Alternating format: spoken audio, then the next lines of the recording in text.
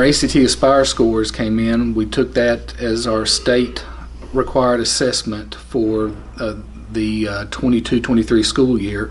Took those tests back in the spring of 2023, and our results came in July, just after the July board meeting.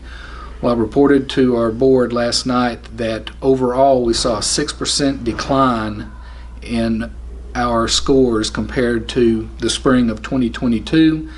That was the bad news. However, the good news is we continue to stay above the state average in every area. And this school year is to determine the difference between what we saw at the end of last year with such high on grade level reading and actually seeing a drop compared to the year before in our scores for reading on the ACT Aspire.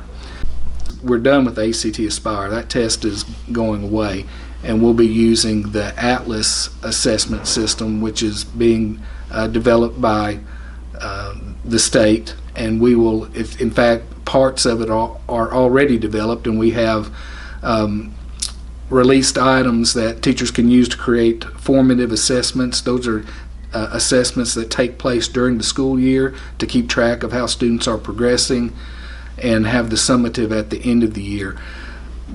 I've also mentioned in previous reports how the State Department under new leadership has taken the initiative to review our standards and create state standards that are simpler to understand and better aligned, where the current standards that we have were very perplexed and difficult to understand.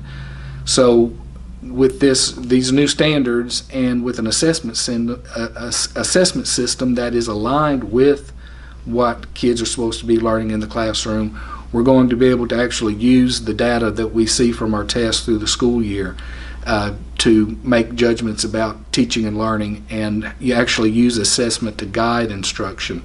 For more information about the Mena Public Schools, go to our website, www.menaschools.org.